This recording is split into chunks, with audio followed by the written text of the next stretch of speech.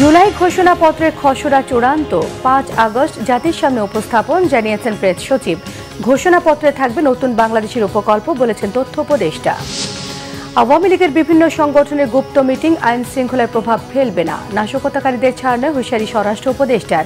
রায়ের বাজার গণকবরের 114 মরদেহ তোলার সিদ্ধান্ত। যারা নতুন নতুন তত্ত্ব নিয়ে হাজির হচ্ছেন তারা গণতন্ত্রে বিশ্বাসী নন, মন্তব্য আমির খসরুর। ফ্যাসিস্টদের ঐক্যবদ্ধভাবে প্রতিহতের আহ্বান নজরুল ইসলাম খানের। জুলাই আগস্ট গণহত্যা মামলায় শেখ হাসিনার বিরুদ্ধে সূচনা বক্তব্য উপস্থাপন কাল। ট্রাইব্যুনালের অনুমতি নিয়ে করা যাবে সরাসরি সম্প্রচার। দেখছিলেন ক্রাউন সিমেন্ট সংবাদ শিরোনাম। বিস্তারিত। জুলাই ঘোষণাপত্রের খসড়া চূড়ান্ত 5 আগস্ট জাতির সামনে উপস্থাপন করা হবে বলে জানিয়েছেন প্রধান উপদেষ্টা প্রেস সচিব শফিকুল আলম। শনিবার প্রধান উপদেষ্টা প্রেস সচিব তার ভেরিফাইড ফেসবুক পেজে বিষয়টি নিশ্চিত করেছেন। ফেসবুক পোস্টে তিনি আরও জানান, এরই মধ্যে অন্তর্বর্তীকালীন সরকার জুলাই ঘোষণাপত্রের খসড়া চূড়ান্ত করেছে। আগামী মঙ্গলবার 5 আগস্ট বিকেল 5টায় গণ অভ্যুত্থানের সকল পক্ষের উপস্থিতিতে জুলাই ঘোষণাপত্র জাতির সামনে উপস্থাপন করবে অন্তর্বর্তীকালীন সরকার। শিগগিরই জুলাই ঘোষণাপত্র প্রকাশের বিস্তারিত জানানো হবে বলেও তার পোস্টে উল্লেখ করেছেন প্রধান উপদেষ্টার প্রেস সচিব শফিকুল আলম। দেশে আর ফ্যাসিবাদের উত্থান হবে না, ফ্যাসিবাদের বিরুদ্ধে মানুষকে আর আন্দোলন করতে হবে না, আশা তথ্য সম্প্রচার উপদেষ্টা মাহফুজ আলমের। সকালে তথ্য সম্প্রচার মন্ত্রণালয়ে আয়োজিত পুনর্জাগরণ র্যালির সমাপনী বক্তব্যে তিনি এসব কথা বলেন। তথ্য সম্প্রচার উপদেষ্টা বলেন, যে আকাঙ্ক্ষা নিয়ে জুলাই গণ অভ্যুত্থান হয়েছিল তার দালিলিক একটি প্রমাণ থাকা দরকার, আর এজন্য জুলাই ঘোষণাপত্র দেয়া হবে। তিনি আরও বলেন, মানুষের আকাঙ্ক্ষা ছিল বাংলাদেশ পরিবর্তিত হবে, এর উপকল্প জুলাই ঘোষণাপত্রে থাকবে। এই ঘোষণাপত্রে সবগুলো দলের স্বাক্ষরের প্রয়োজন পড়বে কিনা তা সময় বলে দেবে। তিনি আরও জানান, যে যে গুরুত্বপূর্ণ বিষয়গুলো ভবিষ্যতে বাংলাদেশের জন্য জরুরি তা সবই এই ঘোষণাপত্র বা সনদে সন্নিবেশিত থাকবে। এই ঘোষণাপত্রে জুলাই আন্দোলনে অংশগ্রহণকারীদের স্বীকৃতি থাকতে পারে বলেও আভাস দেন তথ্য উপদেষ্টা। 5 আগস্টে বসে আমরা যে আকাঙ্ক্ষা নিয়ে বাংলাদেশকে চেয়েছিলাম, ওই আকাঙ্ক্ষার একটা পেপার ওয়ার্ক আমাদের থাকা দরকার, একটা দালিলিক প্রমাণ থাকা দরকার। সেই দালিলিক প্রমাণটা হচ্ছে জুলাই ঘোষণাপত্র। এবং জুলাই ঘোষণাপত্রে ওই আমাদের যে আকাঙ্ক্ষাটা ছিল, আমাদের যে তীব্র যে একটা আকাঙ্ক্ষা ছিল যে বাংলাদেশ পরিবর্তিত হবে, সেটার একটা রূপকল্প জুলাই ঘোষণাপত্রে থাকবে। এবং এই ঘোষণাপত্র আসলে সবগুলো দলের সিগনেচারের প্রয়োজন হবে কিনা আমরা জানি না এখনও।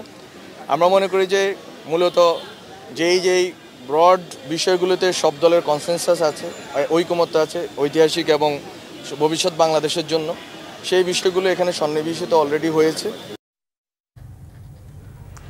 আইন শৃঙ্খলা পরিস্থিতি স্বাভাবিক রাখা অনেক কঠিন কাজ বলে অসহায়ত্ব প্রকাশ করেছেন স্বরাষ্ট্র উপদেষ্টা জাহাঙ্গীর আলম চৌধুরী। তিনি বলেন, নিষিদ্ধ সংগঠন আওয়ামী লীগের সঙ্গে বাহিনীর কেউ জড়িত থাকলে তার ব্যবস্থা নেওয়া হবে।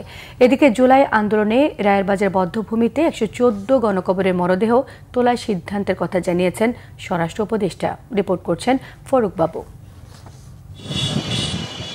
থানার সার্বিক কার্যক্রম পরিদর্শনে শনিবার সকালে রাজধানীর মোহাম্মদপুর থানায় যান স্বরাষ্ট্র উপদেষ্টা জাহাঙ্গীর আলম চৌধুরী। এ সময় থানার বিভিন্ন কক্ষ পরিদর্শন করেন তিনি। পরে সাংবাদিকদের কাছে নিরাপত্তা ইস্যুতে নিজের অসহায়ত্ব প্রকাশ করেন স্বরাষ্ট্র উপদেষ্টা। আওয়ামী লীগের বিভিন্ন গোপন বৈঠকের বিষয়ে তিনি বলেন, নাশকতার অপচেষ্টা শক্ত হাতে দমন করা হবে। এর সাথে যে বাহিনীর সদস্য জড়িত থাকুক কাউকে ছাড় দেওয়া হবে না। যে বাহিনী যে জড়িত থাকবে কাউকেই ছাড় দেওয়া হবে না, সবারই আইনের আওতায় নিয়ে আসা হবে। আর যেহেতু আপনারা বললেন যে তাদের কার্যক্রম নিষিদ্ধ করা হয়েছে, এবং তারাও যদি কোনো রকমের অপকর্ম করতে চায় কোনো রকমের ছাড় পাবে না। এদিকে থানা পরিদর্শন শেষে জুলাই আন্দোলনে শহীদদের গণকবর জিয়ারত করতে রায়ের বাজার বধ্যভূমিতে যান জাহাঙ্গীর আলম। সেখানে তিনি জানান, শহীদদের লাশ শনাক্তে কবর খোঁড়ার কথা। যাদের এখানে দাফন করা হয়েছে তাদের কিন্তু অনেকে শনাক্ত করা যায় নাই। আমরা অবশ্য আছে যে এদের কিভাবে শনাক্ত করা যায়, এই জন্য আমাদের চিন্তা ভাবনা আছে, এবং খুব তাড়াতাড়ি আমরা হয়তো একটা শনাক্ত করার ব্যবস্থা করব।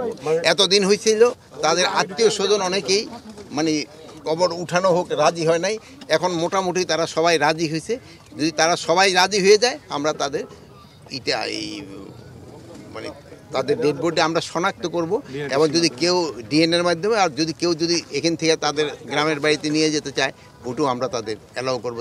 গণকবর সৃষ্টির নেপথ্যে থাকা সবাইকে আইনের আওতায় আনার হুঁশিয়ারিও দেন স্বরাষ্ট্র উপদেষ্টা।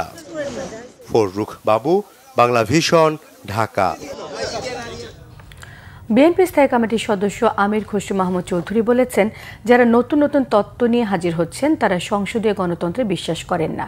শনিবার বিএনপির ভাইস চেয়ারম্যান এবং সাবেক মন্ত্রী আব্দুল মান্নানের স্মরণ সভায় আমির খসরু মাহমুদ চৌধুরী বলেন, শেখ হাসিনা পালিয়ে যাবার পর দেশের মানুষের যে আশা জেগেছে তা ধারণ করতে না পারলে কোনো রাজনীতিবিদ বা রাজনৈতিক দল জনগণ থেকে বিচ্ছিন্ন হয়ে পড়বে। রাজনীতি না বদলালে কোনো সংস্কারে কাজ হবে না বলেও মন্তব্য করেছেন তিনি। বলেন, সংসদীয় গণতন্ত্রের মাঝে চেক অ্যান্ড ব্যালেন্স সবই রয়েছে। বিগত দিনে অনেক কিছু কাজ করেনি, এটি স্বীকার করে আমির খসরু বলেছেন, গত 15 বছর শেখ হাসিনা সংসদীয় গণতন্ত্রের প্রক্রিয়াগুলো শেষ করে দিয়েছে। অনেক ধরনের নতুন নতুন তথ্য আইডিয়া নিয়ে অনেকে আসছেন, তারা নিজেদেরকে খুব বেশি বুদ্ধিমান ব্যক্তি মনে করছে। গণতান্ত্রিক প্রক্রিয়ার মাধ্যমে যদি কোনো পরিবর্তন আনতে হয়, সংসদের বাইরে সেটা করার কোনো সুযোগ নাই। যারা এই কথাগুলো বলে আজকে বাংলাদেশের আগামী দিনের গণতান্ত্রিক প্রক্রিয়াকে বাধাগ্রস্ত করতে চাচ্ছে, নির্বাচনকে বাধাগ্রস্ত করতে চাচ্ছে, তারা গণতন্ত্রে বিশ্বাস করে না। যেই সমস্ত দেশে বিপ্লবোত্তর যে সমস্ত দেশে যারা যত তাড়াতাড়ি গণতান্ত্রিক প্রক্রিয়ায় ফিরে যেতে পেরেছে, সেই দেশগুলো ভালো করছে, সেই দেশগুলো উন্নয়নের দিকে যাচ্ছে। আর যেই দেশগুলো বিপ্লবের পরে দীর্ঘ সময় নিয়ে নিজেদের মধ্যে দ্বিধাদ্বন্দ্বে লিপ্ত হয়েছে, সেই দেশগুলো সিভিল ওয়ারের মধ্যে গেছে, বিভক্তির মধ্যে গেছে এবং অর্থনৈতিকভাবে সেই দেশগুলো ধ্বংস হয়ে গেছে। ফ্যাসিবাদী আওয়ামী লীগের পুনরুত্থান চেষ্টার বিরুদ্ধে জুলাই গণ অভ্যুত্থানের পক্ষে সবাইকে ঐক্যবদ্ধ হয়ে প্রতিহতের আহ্বান জানিয়েছেন বিএনপি স্থায়ী কমিটির সদস্য নজরুল ইসলাম খান। রাজধানী এফডিসিতে ডিবেট ফর ডেমোক্রেসি আয়োজিত ছায়া সংসদ বিতর্ক শেষে আহ্বান জানিয়েছেন তিনি। বলেন, সেনাবাহিনী, পুলিশ, বিচার বিভাগ, গণমাধ্যম সহ বিভিন্ন জায়গায় এখনও আওয়ামী লীগের সুবিধাভোগীরা আছেন। এজন্য আওয়ামী লীগ পুনরুত্থানের চেষ্টা করছে বলেও তিনি জানান। তবে সবাই ঐক্যবদ্ধ থাকলে তাদের পরাস্ত করা সম্ভব হবে। তিনি আরও বলেন, পরিপূর্ণ প্রস্তুতি ছাড়া বিএনপি নির্বাচন চায় না, তবে নির্বাচনে অহেতুক বিলম্বও চায় না তার দল। বিএনপি, জামায়াত, এনসিপি সবাই নির্বাচন চায় জানিয়ে তিনি বলেন, দল গোছানোর জন্য কেউ নির্বাচনে কিছুটা বিলম্ব করার চেষ্টা করছেন। ক্ষমতায় গিয়ে কেউ ফ্যাসিস্ট হবার চেষ্টা করলে তরুণ প্রজন্মকে তা প্রতিহতের আহ্বান জানিয়েছেন তিনি। অনুষ্ঠানে শেখ হাসিনা এবং মুজিব পরিবারের অবৈধ সম্পত্তি বাজেয়াপ্ত করে জুলাই যোদ্ধাদের দেওয়ার আহ্বান জানান ডিবেট ফর ডেমোক্রেসির চেয়ারম্যান হাসান আহমেদ চৌধুরী কিরণ। বিতর্কে তেজগাঁও কলেজকে পরাজিত করে বিজয়ী হয় ইডেন মহিলা কলেজের বিতার্কিকরা। তারা তাদের ক্ষমতা পুনরুদ্ধার, তাদের দুর্নীতি অনাচারের যে ক্ষেত্র সেটাকে পুনর্দখলের জন্য যে উদ্যোগ নিতেই পারেন, এটা তো অস্বাভাবিক কিছু না। আমাদের এই ব্যাপারে খুবই সচেতন থাকতে হবে এবং ঐক্যবদ্ধ থাকতে হবে, যাতে করে আমরা তাদেরকে বাধা দিতে পারি আর কি। এবং আমরা ঐক্যবদ্ধ হলে যে তারা পরাজিত হয় এটা প্রমাণিত হয়েই গেছে, কাজেই আমাদের বিজয়ের সম্ভাবনাও আছে এখানে। জুলাই গণহত্যার মামলায় আন্তর্জাতিক অপরাধ ট্রাইব্যুনালে শেখ হাসিনার বিরুদ্ধে প্রথম সাক্ষ্য গ্রহণ শুরু হবে আগামীকাল। ট্রাইব্যুনালের অনুমতি নিয়ে লাইভ সম্প্রচার করা হতে পারে, এ তথ্য জানিয়েছেন ট্রাইব্যুনালের প্রসিকিউটর গাজী এম.এইচ. তামিম। এর আগে গত 10 জুলাই আন্তর্জাতিক অপরাধ ট্রাইব্যুনাল জুলাই আগস্টে মানবতা বিরোধী অপরাধের মামলায় শেখ হাসিনা সহ 3 জনের বিচার শুরুর আদেশ দেন। মামলা থেকে আসামিদের অব্যাহতির আবেদন খারিজ করেন বিচারপতি মোহাম্মদ গোলাম মুর্তজা মজুমদারের নেতৃত্বে গঠিত 3 সদস্যের আন্তর্জাতিক অপরাধ ট্রাইব্যুনাল 1-এর এই আদেশ দেন। এই মামলায় শেখ হাসিনা এবং আসাদুজ্জামান খান কামাল পলাতক রয়েছে। অন্যদিকে সাবেক আইজিপি মামুন বর্তমানে কারাগারে আটক আছেন। এরই মধ্যে নিজের অপরাধ স্বীকার করে রাজসাক্ষী হয়েছেন চৌধুরী আবদুল্লাহ আল মামুন। গত বছরের 2 আগস্ট শহীদ মিনারে পালিত হয় শিক্ষক ও নাগরিক সমাজের দ্রোহ যাত্রা কর্মসূচি। হাজারো মানুষের যাত্রায় দ্রোহের নগরীতে পরিণত হয় রাজধানী ঢাকা। শিল্পী সমাজের ব্যতিক্রমী প্রতিবাদে সামিল হন সর্বস্তরের মানুষ। সেদিনই পরিষ্কার হয়ে যায় 1 মাসের আন্দোলনের পথ ধরে বিজয় সময়ের ব্যাপার মাত্র। এদিন বৈষম্য বিরোধী ছাত্র আন্দোলনের ডাকে 28 জেলায় জুমার নামাজের পর প্রার্থনা ও ছাত্র জনতার গণমিছিল কর্মসূচি পালিত হয়। শিশু মৃত্যুর ঘটনায় উদ্বেগ প্রকাশ করে ইউনিসেফ। 2024-এর 2 আগস্টের দিনলিপি জানাচ্ছেন তাইমুর রশিদ। জুলাই জুড়ে চলা নির্মমতা অব্যাহত থাকে আগস্টেও। মৃত্যুকে পরোয়া না করে 2 আগস্টও প্রতিবাদ বিক্ষোভ অব্যাহত থাকে। বন্ধু, শিক্ষার্থী কিংবা সহযাত্রীর মৃত্যুর বিচারের দাবিতে হাজারো মানুষের দ্রোহযাত্রা হয় রাজধানীতে। বৃষ্টি উপেক্ষা করেই প্রেস ক্লাব থেকে শুরু হওয়া দ্রোহের যাত্রা শেষ হয় শহীদ মিনারে। স্লোগানে স্লোগানে মানুষ জানিয়ে দেয়, জয় না নিয়ে ঘরে ফিরবেন না তারা। সরকারকে দেয়া হয় 48 ঘন্টার আলটিমেটাম। শনিবার গণমিছিলের পর রবিবার থেকে সর্বাত্মক অসহযোগ আন্দোলনের ডাক দেয় বৈষম্য বিরোধী ছাত্র আন্দোলন। ব্যর্থতার দায় নিয়ে পদত্যাগের আলটিমেটাম দেয়া হয় সরকারকে।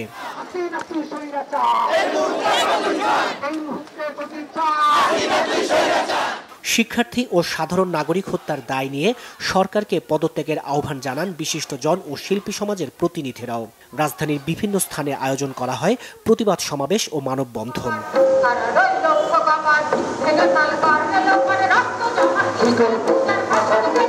তবে উল্টো প্রতিবাদ দমাতে হামলা অব্যাহত রাখে আওয়ামী লীগের পেটোয়া ও আইনশৃঙ্খলা বাহিনী। রাজধানী সহ দেশের বিভিন্ন জায়গায় আরও 2 জনের মৃত্যু হয়। বৃষ্টি ও পুলিশের বাধা উপেক্ষা করে বিক্ষিপ্ত সংঘর্ষের মধ্যে ছাত্র জনতার বিক্ষোভ মিছিল হয় দেশের বিভিন্ন জায়গায়। দমনপীড়ন বন্ধ করে ও সহিংসতায় হতাহতের ঘটনায় জাতির কাছে ক্ষমা চেয়ে সরকারকে অবিলম্বে পদত্যাগের আহ্বান জানান বিএনপি মহাসচিব মির্জা ফখরুল ইসলাম আলমগীর।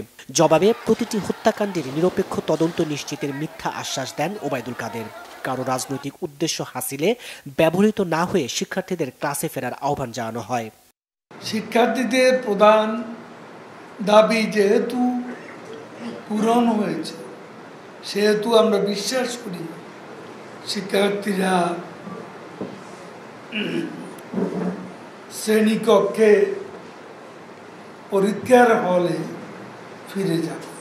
এদিন 7 ঘন্টার জন্য আবারও ফেসবুক বন্ধ করে দেয়া হয়। ডিবি হেফাজতে থাকা 6 সংগঠক জানান, ডিবি অফিস থেকে আন্দোলন প্রত্যাহারের বিবৃতি স্বেচ্ছায় দেননি তারা। সাফ জানিয়ে দেন, বৈষম্য বিরোধী ছাত্র আন্দোলনের কোনো সিদ্ধান্ত ডিবি অফিস থেকে আসতে পারে না। প্রায় 32 ঘন্টারও বেশি সময় অনশনের পরে ডিবি প্রধান 6 সমন্বয়ককে মুক্তির চূড়ান্ত সিদ্ধান্ত দিলে অনশন ভাঙে 6 সমন্বয়ক।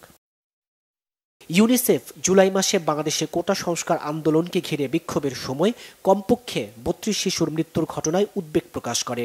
সংস্থাটির পক্ষ থেকে শিশুরা যেন আবারও স্কুলে ফিরে আসে তা নিশ্চিত করতে দ্রুত ব্যবস্থা নেয়ার আহ্বান জানানো হয়। বাংলাদেশের চলমান পরিস্থিতি নিয়ে আন্তর্জাতিক উদ্যোগ নিতে মার্কিন পররাষ্ট্রমন্ত্রী অ্যান্টনি ব্লিনকেনকে চিঠি লিখেন দেশটির 22 আইন প্রণেতা। বাংলাদেশের গণতন্ত্র ও মানবাধিকার নিয়ে চরম উদ্বেগ প্রকাশ করা হয় চিঠিতে।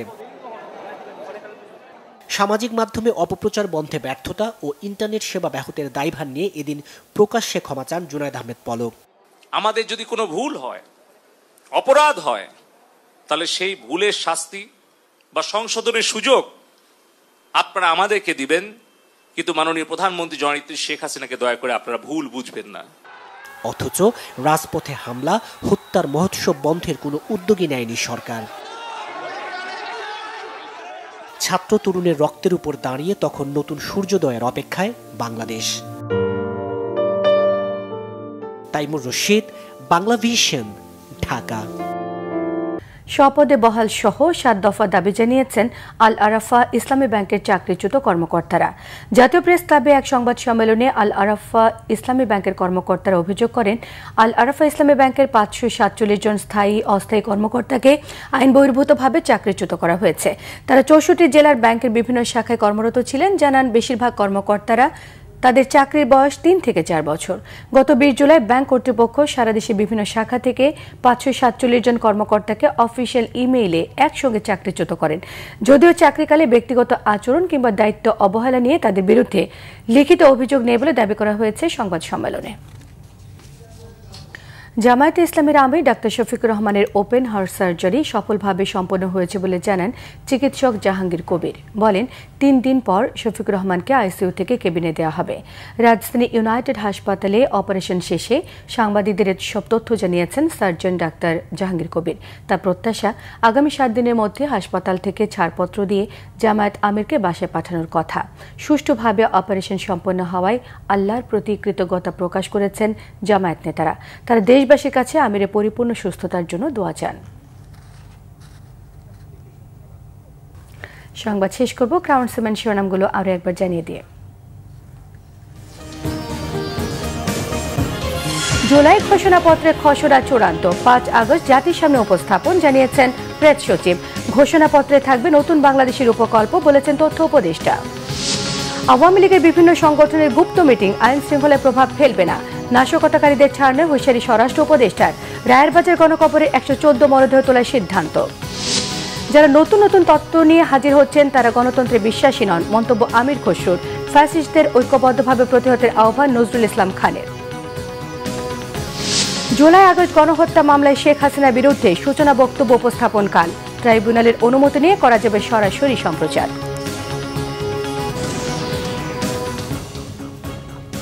এই ছিল এখনকার মতো। পরের সংবাদ বিকেল 4টায়। 3টায় রয়েছে নিউজ টপ 10 দেখার আমন্ত্রণ রইল। এছাড়া বাংলাভিশন সংবাদ এবং সংবাদ সংশ্লিষ্ট অনুষ্ঠান দেখতে ভিজিট করুন www.bbnews24.com, facebook.com/banglavishnnews, সাবস্ক্রাইব করুন youtube.com/banglavishnnews। এর সঙ্গে থাকায় ধন্যবাদ।